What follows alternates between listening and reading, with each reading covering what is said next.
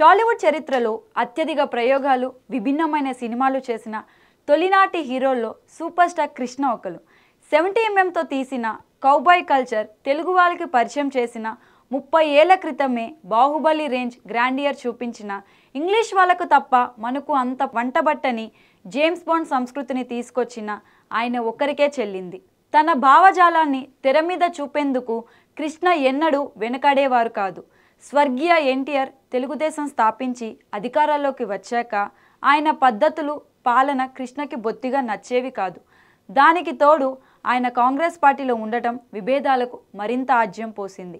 ఎన్టీఆర్ హయాంలో అవినీతి దుర్మార్గం పేట్రెగిపోతున్నాయని కృష్ణ పలు సందర్భాలలో తీవ్ర ఆగ్రహవేశాలు వ్యక్తం చేశారు. 1989 సంవత్సరం ఎన్టీఆర్ని ఎండగట్టడమే టార్గెట్గా రచయిత పి చంద్రశేఖర్ రెడ్డితో ఒక కథను సిద్ధం చేయించారు కృష్ణ. అల్లూరి సీతారామరాజు లాంటి క్లాసిక్ రాసిన లెజెండరీ రైటర్ త్రిపురనేని మహారథితో సంభాషణలు రాయించారు. కమర్షియల్ ఎలిమెంట్స్ మిస్ కాకుండా టీడీపీని లక్ష్యంగా పెట్టుకొని పక్కా స్క్రిప్ట్ సిద్ధం చేసుకున్నారు. దర్శకత్వ బాధ్యతలు ఎవరికో ఇచ్చి వాళ్ళని ఇబ్బంది పెట్టే బదులు ఆ రిస్క్ కృష్ణ సతీమణి విజయ నిర్మలా గారే తీసుకున్నారు. మంచి ఫామ్లో ఉన్న రాజ్కోట్ని సంగీత దర్శకులుగా, లక్ష్మణ్ గోరే ఛాయాగ్రాహకుడిగా ఎంపిక చేసుకున్నారు. కామెడీ వేషాలతో దూసుకెళ్లిపోతున్న నరేష్కి సీరియస్ క్యారెక్టర్ ఇచ్చారు. వాణి విశ్వనాథ్ హీరోయిన్, గుమ్మడి, కోటా శ్రీనివాస్, రాధారవి, గిరిబాబు, రాజ్యలక్ష్మి తదితరులు ఇతర పాత్రలు పోషించారు. నిర్మాణంలో ఉండగా ఈ సబ్జెక్ట్ గురించి తెలుసుకున్న టీడీపీ వర్గాలు దీన్ని ఆపాలంటూ నిరసన వ్యక్తం చేశారు. కృష్ణ బడ్జెట్ విషయంలో రాజీ పడలేదు, పెద్ద ఎత్తున ఖర్చు పెట్టారు. ఇందులో దూరం నుంచి చూస్తే అచ్చం ఎన్టీఆర్లా కనిపించే సింహపురి ప్రభాకర్తో అన్నగారి వేషం వేయించారు.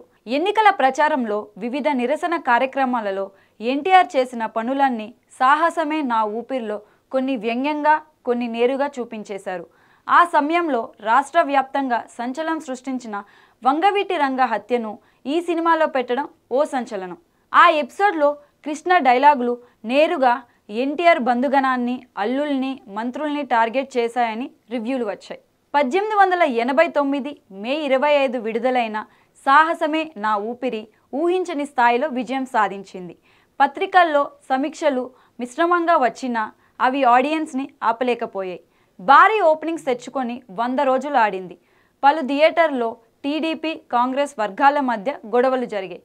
కావాలని ఎన్టీఆర్ ఇమేజ్ని దెబ్బతీయాలని కృష్ణ ఇలాంటి సినిమా తీశారంటూ పార్టీ సభ్యులు భగ్గుమన్నారు. అయినా సరే ఎక్కడ షోలు ఆగకుండా నిర్విరామంగా శతదినోత్సవం జరుపుకుంది. ఇంత జరిగినా ఎన్టీఆర్ సాహసమే నా ఊపిరి సినిమాని పర్సనల్గా తీసుకోలేదు. అడ్డుకునే అవకాశం ఉన్నా వాడుకోలేదు. బయట సభల్లో విజయ నిర్మలను కలిసినప్పుడు ఏమ్మా నా మీద ఇంకా సినిమాలు ఏమైనా ఉన్నాయా అని సరదాగా అడగడం అప్పటి మీడియాలో హైలైట్గా ప్రచురించారు.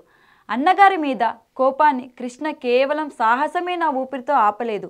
దీని ముందు వెనక ఇదే కోవల్లో మండలాధీశుడు, నా పిలిపే ప్రభంజనం, గండిపేట రహస్యం సినిమాలు తీయించారు. వాటి విశేషాలు మరోసారి చూద్దాం.